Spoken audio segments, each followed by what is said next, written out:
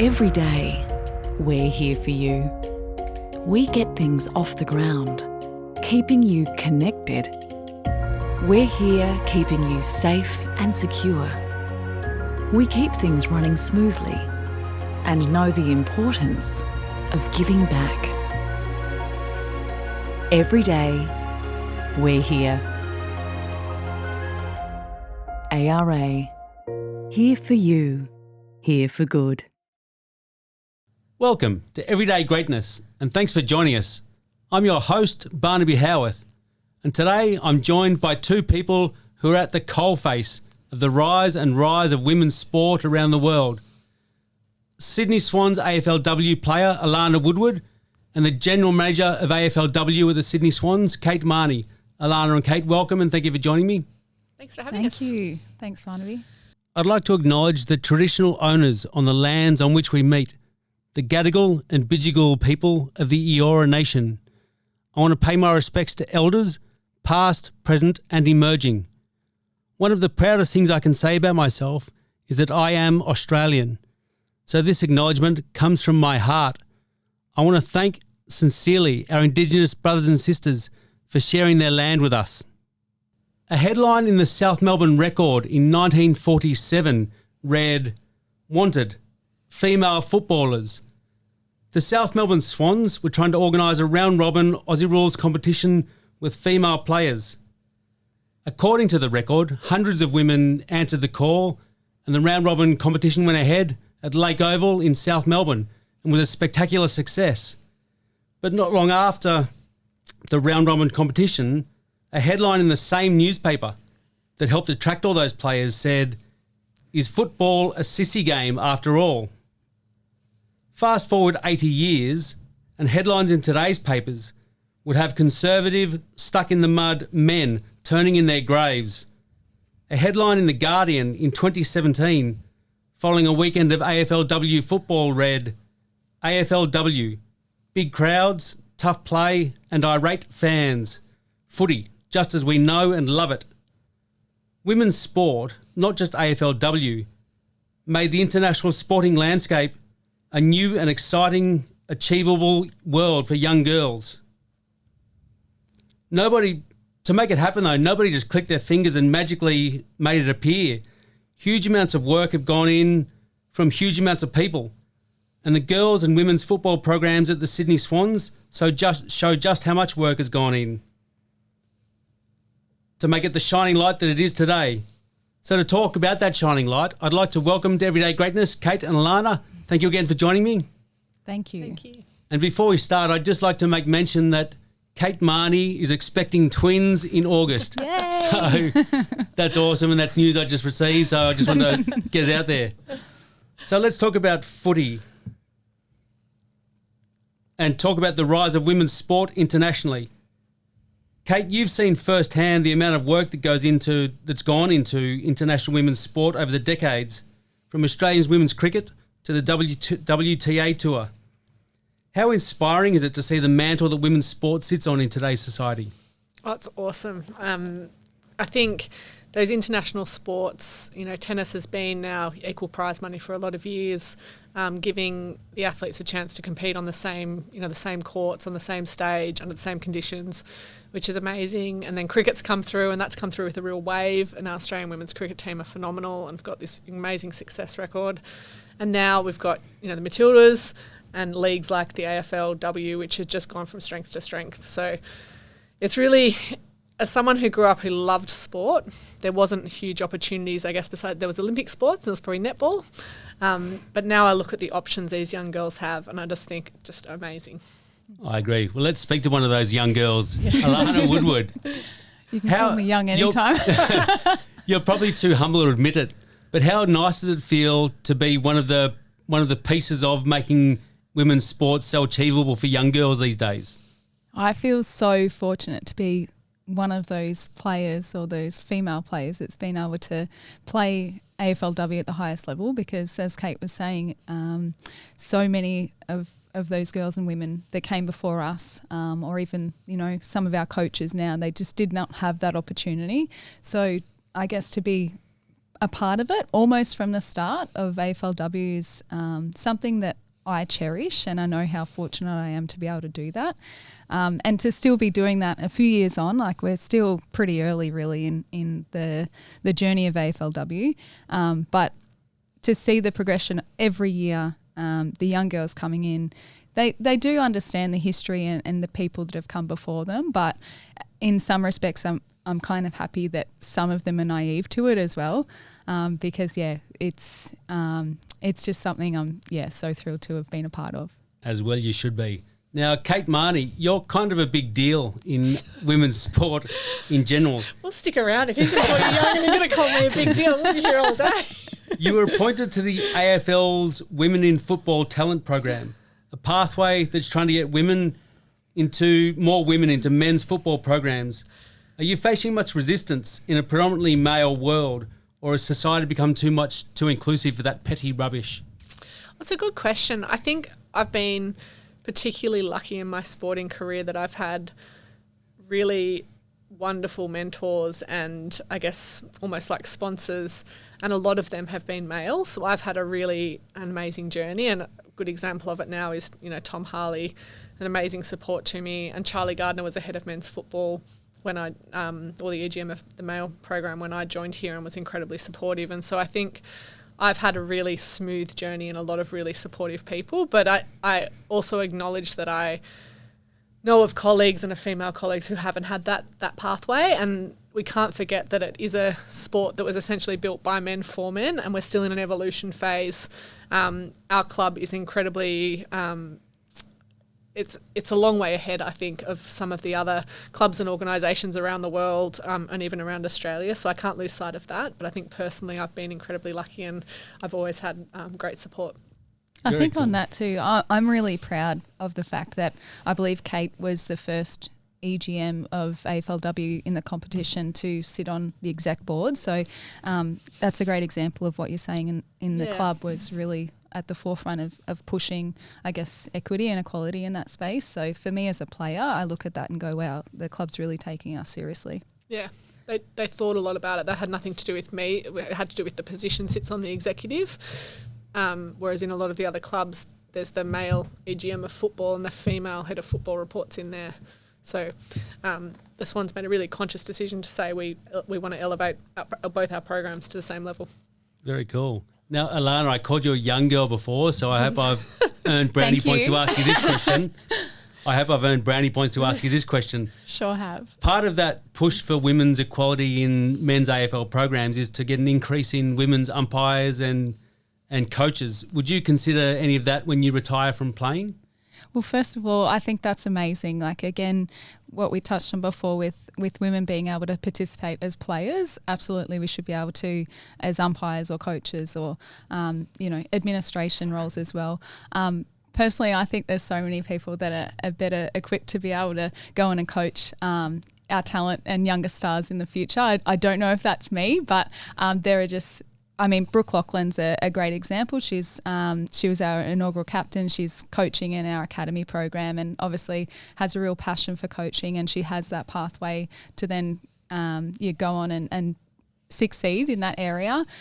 Tanya Hetherington's another one. So our current forward line assistant coach, past player herself, clearly has the talent for coaching as well, and she has that opportunity now because of that push and that investment behind females to coach. So I love to see it. I don't know necessarily if I'm the best person for that, but the great thing is that there's a lot of talent in the pipeline coming through. Way too humble. There was a chance to put your hand up and shove your foot in the door, stab people in the back. Move over Scott Downs. Now, Kate, you came to the Swans as the head of women's football in 2021. The women's team didn't debut until 2022. How did you see the landscape at the Sydney Swans in women's football when you arrived? Yeah, so I started in December 2021. I think we had our first pre-season day in May of 2022, so it was a very quick build. Because I was the only person at that stage, we didn't even have a senior coach, so I had to then appoint Scott and all our staff and find 30-odd players to come and play. So it was a very quick build. The club had really set itself up. So I guess going back a little bit, they'd had a steering committee to look at what's the best way to launch an elite female team. And that steering committee had advised on everything from talent pathways through to my appointment, through to how the structure should look across the club. So the club had done a lot of pre-work before I got here, and you could tell. So once I was appointed, we'd had the academy going, or the female academy going for 5 years. So the boys had been going for, I think, about 10 at that stage. So they'd been going an extra 5 before that. So they brought in a female pathway. So they'd started to get the talent coming through. They'd done a really exhaustive search, I guess, for my position in terms of going external to football. I didn't know a lot about football. I was very honest about that. I knew a lot about elite female sport. And so I guess the club made a conscious decision to appoint someone who had female elite sport experience and feeling they could bring the football, because there was obviously plenty of people in this building who understood football. So I guess I felt the club was very well set up, and there'd been a real evolution of messaging. We already had the most members for our AFLW program. I think, in the first membership count, we were ahead of all the teams and we didn't even have players. So there was a lot of messaging that had gone not just internally but externally to help build our members and our fans and everybody in readiness for the team. So I was very lucky. I walked into a situation where a lot of the, I guess, change managers, if you want to call it, or evolution had started. Fair enough. And now with your influence having been imprinted on the club, what's the lay of the land today? What are the Sydney Swans doing to advance women's sport? Oh, so much. So I think, first of all, just having a team on the park and having a Sydney Swans AFLW team to celebrate, that, first of all, creates a touch point with community, with fans, with young boys and girls. And anyone who've been to our matches, because we do play at some of the smaller grounds, it's a really intimate experience, particularly at North Sydney Oval and at Henson. And so it creates, a really good first point of contact for showing what female athletes can do. And we're getting quite big crowds, which has been amazing. I guess internally, having a female AFLW program, you always want the best people. So on the staff side, you want the best people working in your program, and unashamedly, I always try and find the best people to work in our program. What it's given is an opportunity for people like Tanya Hetherington, who spoke about, who have been players through the AFLW system. When they interview for a role, they're ahead of other coaches who may have only worked in male footy because they've been a female player and they know the system, they know players, they've got connections. So it's given an opportunity both, I guess, in the football program, but then more broadly, our athlete group now has an opportunity to impact across the club in so many areas. So I guess one of the big things when you look at male footballers and what they get out of their career, they not only usually get a really, hopefully a good career on the field, but off the field, it's all the connections, the jobs, the networks they can launch into. And I'm really passionate about making sure we look after our players, not just on the field, but give our female players also the opportunity off the field.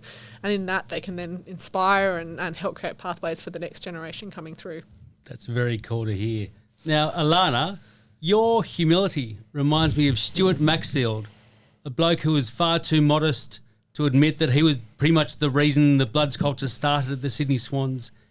You've been here since day one in the Swans AFLW program.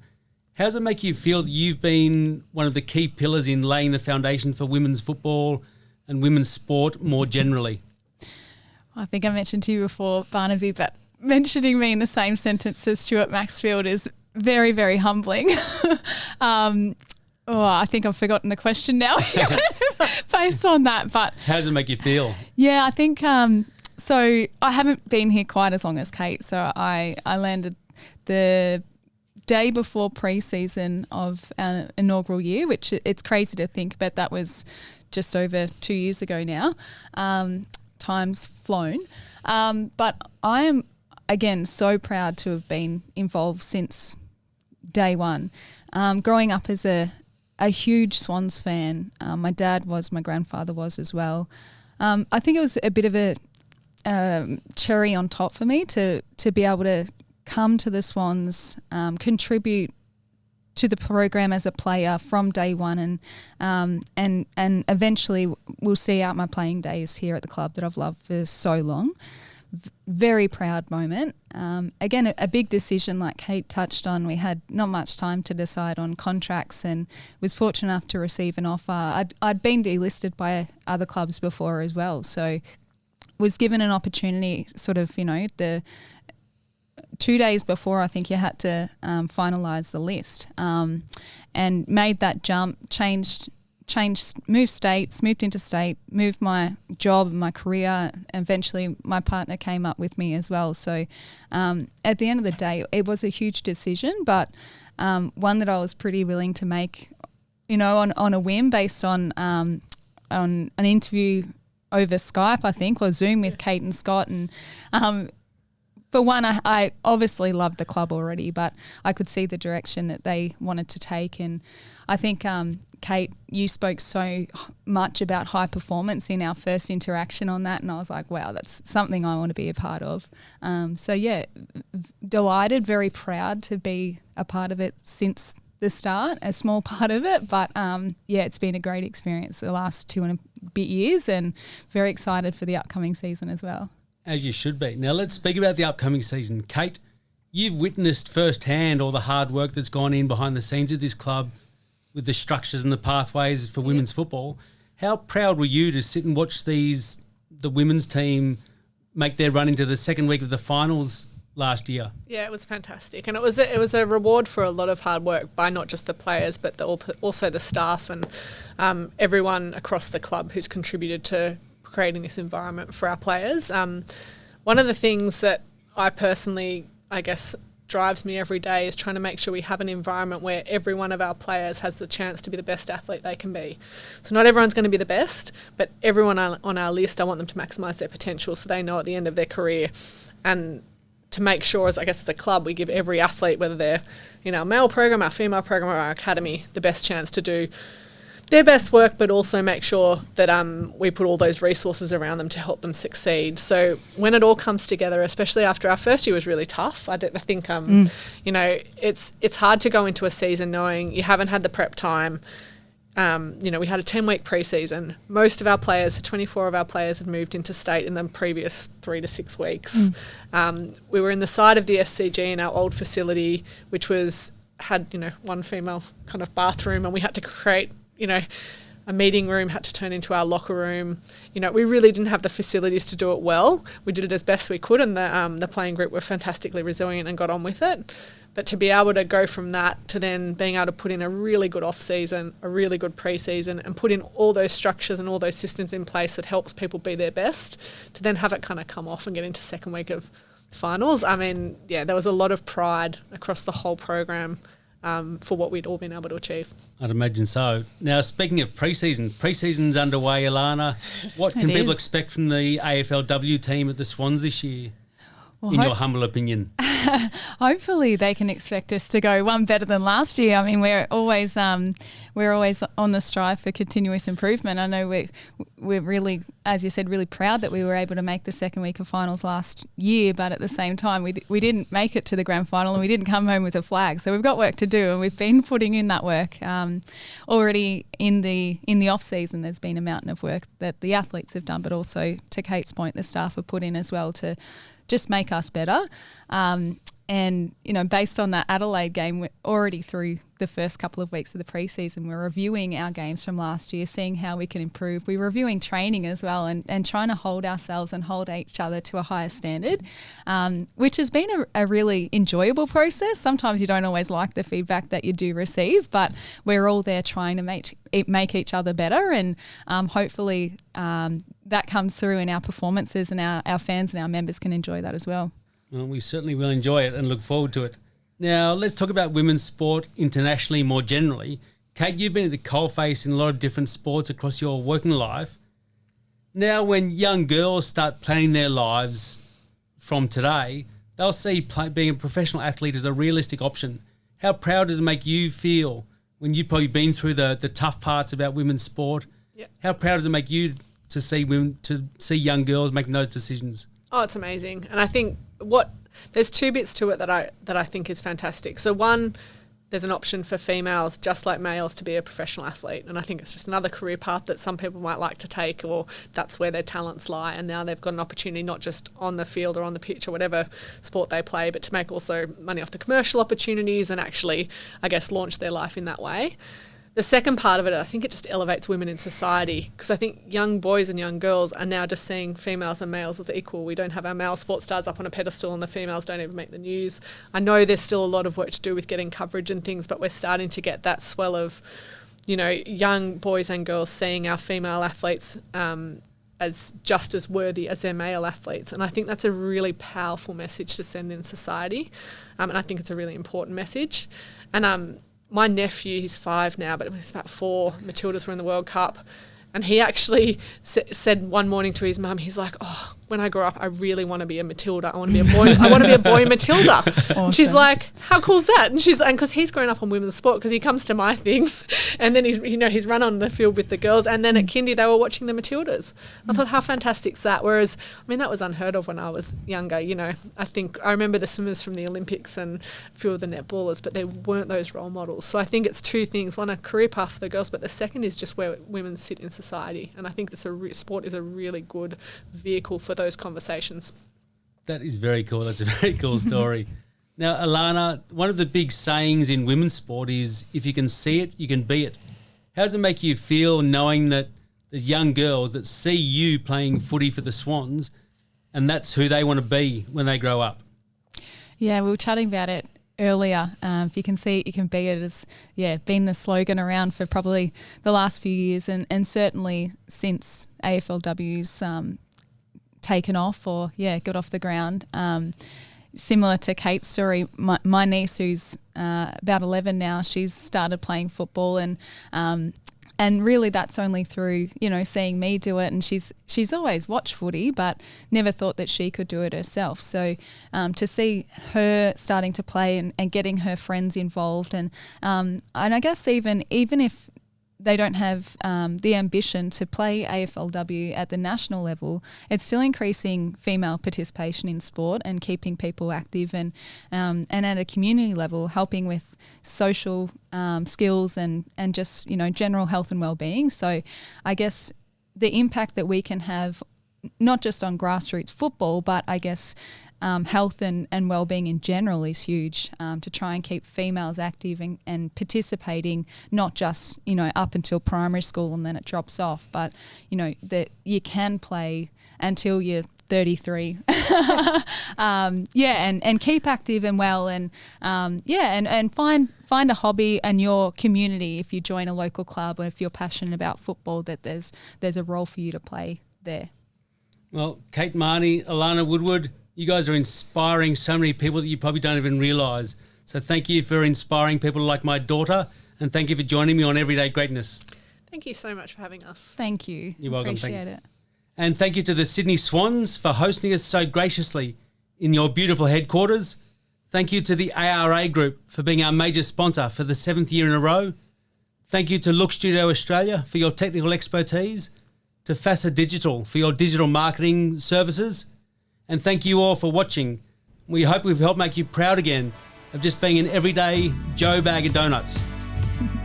We hope you can join us next week, where I'll be chatting to the COO of the Sydney Swans, Drew Arthurson, who's also the former coach of the Moore Park Tigers Aussie Rules Club. Drew and I will sit down with former architect from Populous, Warwick Chalmers, to talk about the design of Swans HQ and how they've built emotions into a physical structure. We hope you can join us for that one.